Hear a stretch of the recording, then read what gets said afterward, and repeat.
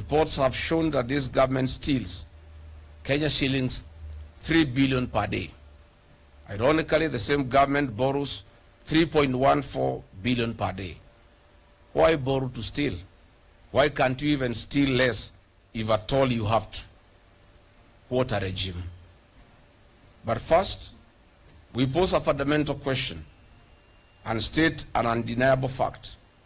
Over the last 4 years, the Ruto regime has taxed and illegally levied hardworking Kenyans a whopping 8.7 trillion Kenya shillings.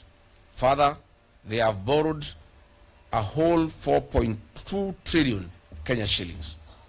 Please show us the corresponding development projects. Where is the impact on Wanjiko? Fellow Kenyans, further, our country is trapped in a dangerous borrowing cycle.